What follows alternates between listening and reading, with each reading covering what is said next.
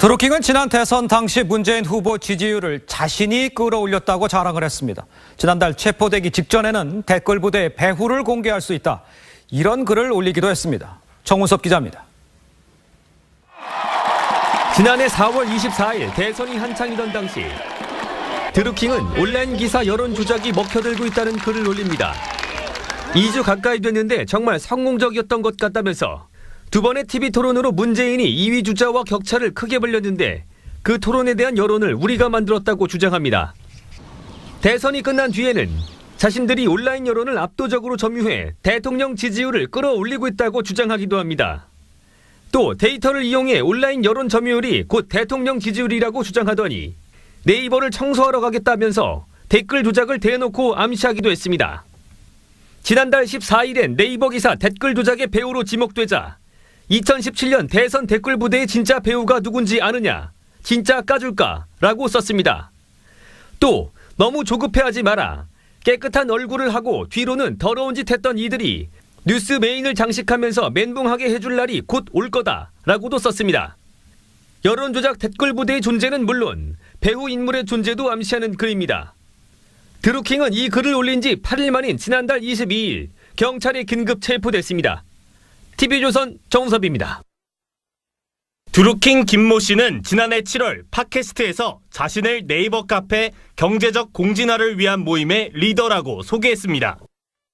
저는 이제 경공모라는 경제 민주화를 추진하는 조직의 리더이기도 한데 그러면서 정치적 활동을 독려했다고 주장했습니다. 정치적인 글들을 많이 썼죠. 별개로 저는 여러분한테 당원 가입을 굉장히 많이 권했습니다.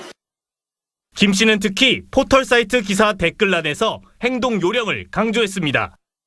댓글 추천을 어떻게 해줘야 되고 선풀을 달아야 되고 네이버에서 싸워야 되고 이런 내용들을 제가 얘기를 했는데 그러면서 대선 승리에 공이 있다고 주장했습니다. 누가 평가해주고 아니고를 떠나서 정권을 우리가 바꾸고 문재인 대통령이 당선되면 되는 거 아니겠습니까? 결과적으로는 대선에서 많은 도움이 됐다라고 제가 생각을 하고요. 노무현 전 대통령 등 진보 진영 정치인들과의 인연도 과시했습니다. 초청 인사를 계획한다고 할 것 같으면 평소에 좀 인연이 있는 유시민 씨라든지 유시민 작가라든지 또 노회찬 의원이라든지 또 친문 의원들도 몇 명 부를 수 있습니다. 김 씨는 지난 1월 자신의 카페 회원들을 데리고 안희정 전 충남도지사를 불러 강연을 열기도 했습니다. 김경수 의원은 김 씨를 만난 것은 지난 대선의 경선 전이 처음이라고 말했습니다. TV조선 성민혁입니다. 네이버 댓글 조작 사건의 주범인 김 씨가 보안 메신저 텔레그램에 단체 대화방 수십 개를 만들어서 댓글 조작 활동을 벌여온 것으로 드러났습니다. 김 씨의 이런 조직적 댓글 활동은 19대 대선 전부터 이루어진 것으로 알려졌습니다. 이어서 박성재 기자의 단독 보도입니다. 경찰이 구속한 48살 김모 씨의 스마트폰에선 보안 메신저인 텔레그램 대화 기록이 유독 많았습니다.